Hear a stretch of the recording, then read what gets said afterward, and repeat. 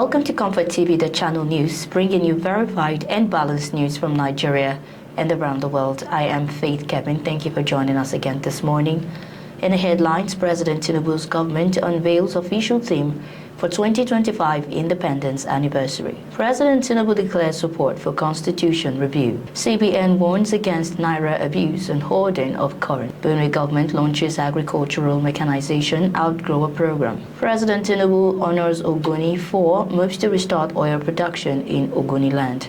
Dangote takes over Ilorin Central Mosque's 1.1 billion Naira hostel project. On business, Naira hits 15-month high of 1,490 Naira on black market amid low demand. CBN records historic bank deposits after rate cut. In the foreign scene, White House Budget Office threatens mass firings if government shuts down. Italy sends another Navy ship to escort Gaza aid flotilla.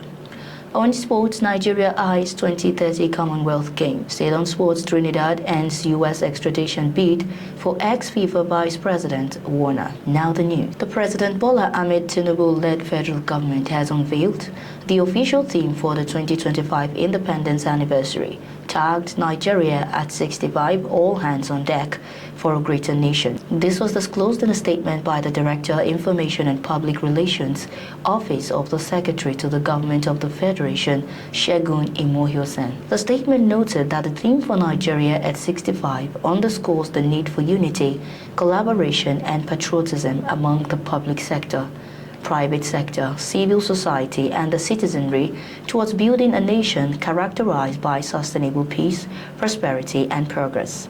It read that since achieving independence on October 1, 1960, the nation has successfully navigated difficulties and achieved notable advancement in diverse economic sectors. It is expected that government activities and programs align with the official theme to ensure the message resonates in all areas of the collective national endeavors in the actualization of the renewed hope agenda. As part of activities to mark the 65th independence anniversary, the Jum'at prayer and the interdenominational church service would hold at 1 p.m. Sunday, 28 September at 10 a.m. respectively, as well as World Press Conference on Monday, 29 September at 10 a.m. President Bola Tinubu has restated his administration's support for constitutional reforms tailored for strengthening Nigeria's democratic institutions. President Tinubu, who was represented by the Secretary to the Government of the Federation, Senator George Akume, stated this while declaring open a public hearing on the review of 1999 Constitution in Abuja. President Tinubu described the process as a golden opportunity to entrench good governance, inclusivity, and sustainable development. The President, who commended the House of Representatives Committee on Constitution Review, chaired by Deputy Speaker Benjamin Kalu, said the review is in accordance with his renewed hope agenda. He, however, commended the committee for creating an inclusive platform that engages citizens, civil society, political parties, professional groups, and traditional institutions. The Speaker, House of Representatives Abbas Tajuddin, restated his commitment to participatory governance and inclusiveness. Tajuddin commended the Benjamin Kalu-led House Ad Hoc Committee on Constitution Review for their diligence and excellent work done. He said that the publication of the summarized compendium of bills, the online portals for feedback, the open invitations for memoranda, and the dedication with which members attended zonal sessions all demonstrated a people-driven process. As the Yuletide sets in, the Central Bank of Nigeria, CBN, has warned Nigerians against Naira abuse and the hoarding of the currency. The CBN in Abuja flagged off the campaign against the malhandling of Naira as it increases the cost of maintaining the currency. The Deputy Governor Operations, Mr. Bala Bello, called for attitudinal change among Nigerians, which he said required collective actions among various interest groups in the country. The DG, who was represented by the Director of Currency Operations and Branch Management, Dr. Adetona Adedeji, at the flag off, condemned spraying the Naira at events, mutilating, tearing or writing on it. With Naira Our Pride handled with care as its theme, Mr. Bello said the campaign aimed to strengthen not only the integrity of the currency, but also the partnership that sustains the nation's financial ecosystem. He said the Naira is more than a means of payment. He said it also represents the national pride, sovereignty, and the shared destiny of the people. The Benue State government has officially launched the Agricultural Mechanization Outgrower Program, a flagship initiative designed to modernize farming and improve the livelihood of farmers across the country. The launch ceremony in Makadi featured the distribution of new tractors and modern farming equipment to cooperative farmers groups. The program, spearheaded by the administration of Governor Reverend Father Hyacinth Alia, aims to boost mechanized agriculture and increase productivity among smallholder farmers. Governor Alia, represented at the event by his deputy Sam Ode, praised Benue farmers for embracing the administration's vision of restoring the state's image as Nigeria's food basket. He assured them that the government will subsidize agricultural mechanization and highlighted the expertise of the State Commissioner for Agriculture, Dr. Benjamin Ashaba, in driving the initiative. The pilot scheme will benefit 10 clusters of over 3,000 farmers, providing mechanized tools and other farm inputs. Speaking at the event, Commissioner Ashaba described the Outgrower program as the key strategy for ensuring food security, creating jobs, and generating wealth for Benue residents. President Bola Tinubu has conferred posthumous national honors of Commander of the Order of the Niger CON on the late Ogoni IV, Albert Badi, Edward Kobani, Theophilus Orage, and Samuel Orage. President Tinubu bestowed the honors on the four leaders while receiving the report of the Ogoni Consultations Committee at the Presidential Villa, Abuja. The President urged the people of Ogoni land to embrace reconciliation and unity after decades of division. President Tinubu pledged his administration's support for peace, environmental remediation, and economic revival in Ogoniland while confirming plans to facilitate the resumption of oil production in the area. The president recalled that in 2022, the previous administration handed the operatorship of the Ogoni oil field to the Nigerian National Petroleum Company Limited, NNPCL, and its partners, and stressed that his government will build on that decision. He directed the National Security Advisor, NSA Malam Nuhu Ribadu, to begin engagements between Ogoni communities, NNPCL, and other stakeholders to finalize modalities for restarting operations. The Minister of Environment was also tasked to integrate pollution remediation into ongoing dialogue with the people. The president of the Dangote Group, Alhaji Aliko Dangote, is taking over the construction of a 250-bed hostel project of the Ilorin Central Jumaat Mosque in Ilorin, Kwara State. Dangote has communicated his decision to finance the proposed 1.1 billion naira ultra-modern hostel project at the University of Ilorin to the management of the mosque. The 250-bed space facility, which is the initiative of the Ilorin Central Jumaat Mosque, upon completion will generate annual rental income from students, with proceeds dedicated to the maintenance and upkeep of the mosque. The Secretary of the Board of Trustees of the mosque, Alhaji Shehu Abdul Ghaffar, disclosed the Dangote's takeover of the hostel project during a press conference in Ilorin, Kwara State. He said the committee had already signed a memorandum of understanding with the University of Ilorin on the project. The mosque, he said, will own and manage the hostel for 21 years, after which ownership will revert to the University of Ilorin. Abdul Ghaffar said that in addition to sponsoring the project, Dangote has also pledged a monthly donation of 5 million naira to support the mosque's regular maintenance until the hostel project is fully completed, which he has started last month.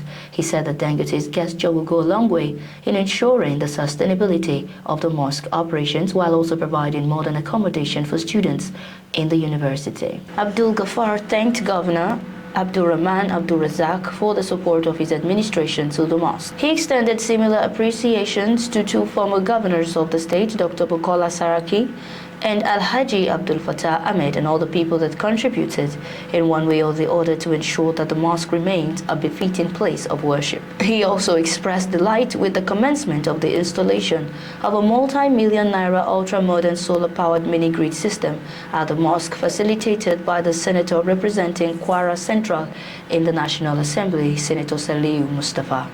He commended Mustafa for his kind gestures and urged other wealthy indigents of Ilorin to come to the aid of the mosque. ComfortTV.channel news returns shortly with business, foreign and sports news.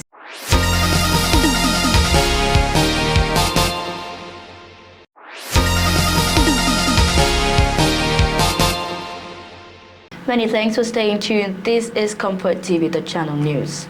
On business, the Naira on Wednesday climbed to a 15-month high of 1,490 Naira per dollar in the black market, also known as the parallel market, driven by low demand and improved liquidity across foreign exchange markets. The last time the Naira exchanged at the same level was in June 2024, when it stood at 1,490 Naira per dollar. Compared to the previous trading sessions, the local currency gained 25 Naira or 1.67%, appreciating from 1,515 Naira per dollar on Tuesday. With the current FX level, the gap between the official and black market exchange rates has narrowed to 1 Naira 44 kobo. In the official market, however, the Naira depreciated slightly by 0.08% on Wednesday. At the end of trading, the dollar was quoted as 1,488 Naira 56 kobo, representing a marginal loss of 1 Naira 20 kobo compared to 1,487 Naira 36 kobo the previous day. At the conclusion of its 302nd meeting on September 22 to 23, 2025, the CBN's Monetary Policy Committee (MPC) reduced the monetary policy rate (MPR) by 50 basis points to 27.00% from 27.50%.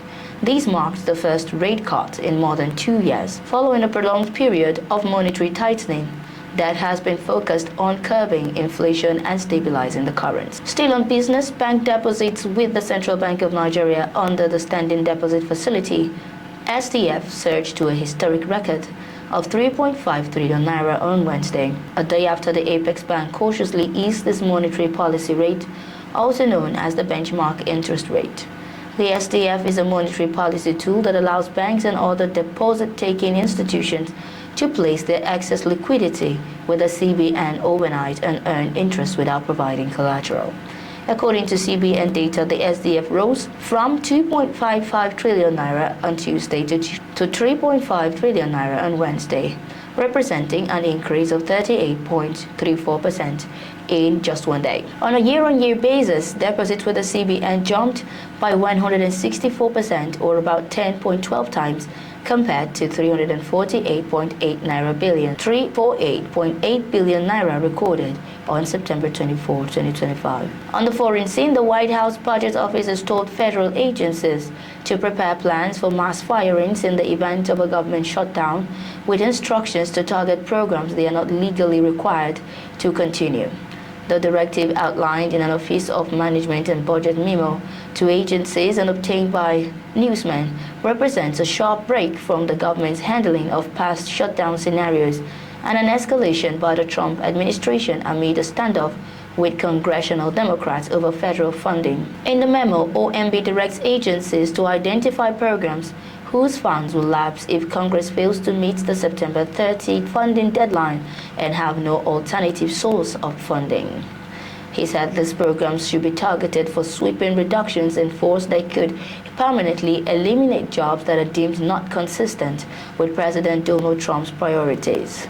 The threat of mass job losses across the government is likely to further intensify the partisan funding showdown over the week, where Democrats have demanded a series of concessions in exchange for keeping the government open into November. Most notably, Democrats are insisting on an extension of the enhanced federal subsidies for Affordable Care Act coverage, which is set to lapse at year's end. Still on the foreign scene, Defense Minister of Italy, Guido Crosetto, has said that Italy has sent a second Navy ship in support of the international aid flotilla that has come under suspected Israeli drone attack while trying to deliver aid to Gaza. The Global Samud Flotilla (GSF) is using about 50 civilian boats to try and break Israel's naval blockade of Gaza.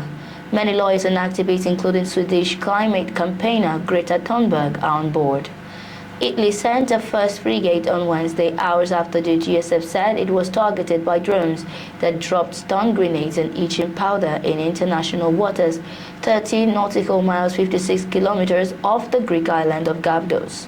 The GSF has blamed Israel for the attack, but Israel is yet to respond. Crossator warned the activists against insisting on trying to break the Israeli blockade and urged them to accept an Italian proposal to hand over their aid supplies and allow them to be distributed in Gaza by the local Catholic Church. The GSF said early on Thursday that its vessels were sailing at slow speed in Greek territorial waters, had been subjected to moderate drone activity during the night, and were heading towards international waters later. On sports, Nigeria has officially bid to host the 2030 edition of the Commonwealth Games, with a top-level delegation presenting in London. Led by NSU Chair Malam Shehu Diko and DG Bukola Olopade, the team outlined a vision to unite sports, culture, and youth across the Commonwealth.